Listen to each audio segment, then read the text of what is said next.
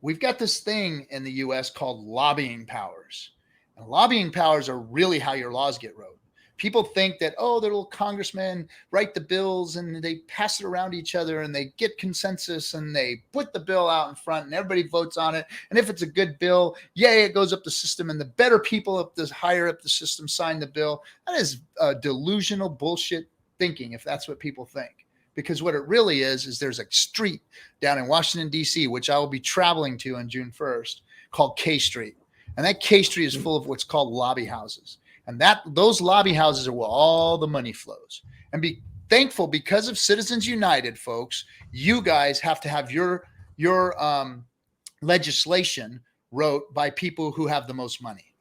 That's what happens, is that the laws are written on K Street by the lobbyists and the moneyed interests. And guess what? That legislation goes, and right downstairs in the breakfast halls, the lunch halls, the 3 martini lunches are all the congressmen and senators. And those congressmen and senators down there get that legislation handed to them, and they're told what they're supposed to do.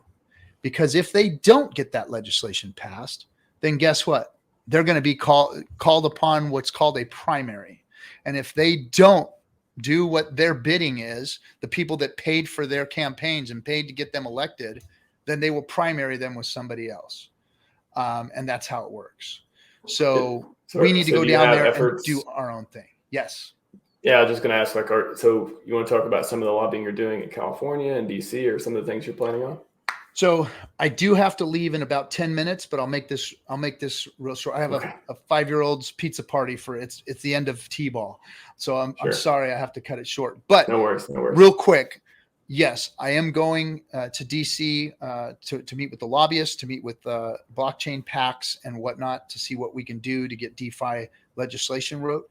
And also the governor of California, and like him, love him, or hate him, he has put in place an executive order to have California look at crypto, because everybody wants to become crypto friendly now. So look, guys, it is actually going into the legislators are actually starting to really talk about DeFi, crypto, and where it sits.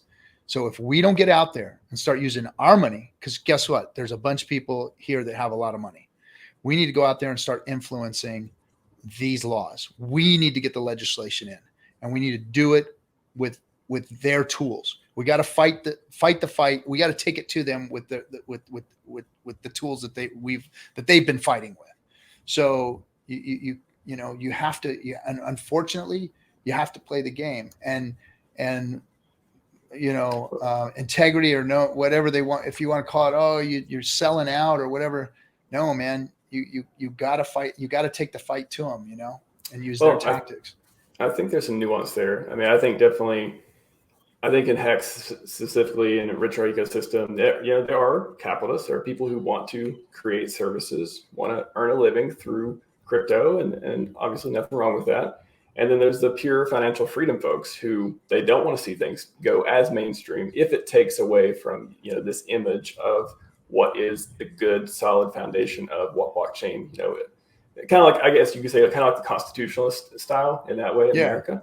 Which, hey, as a libertarian, I see both sides. I'm part of me leans that way, and the other part's like, yeah, but it would be nice to. No, that's what libertarian is. Around it.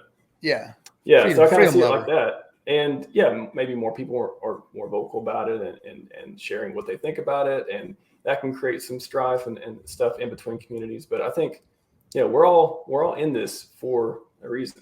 Richard brought us together for a reason, and no matter which direction we go, I would just say try to see the other perspectives and try to respect each other. And we're all create one way or another. We're creating these products that are going to last a long time, and no matter which direction we go, it's gonna happen. So yeah, like I said, it's kind of like the constitutional thing. I kind of side with that part too, but also I'm not going to be like, hey, you shouldn't go connect with the financial world, and you shouldn't do these things that make it seem more legit in that world. Yeah, I could see there be some benefit there too.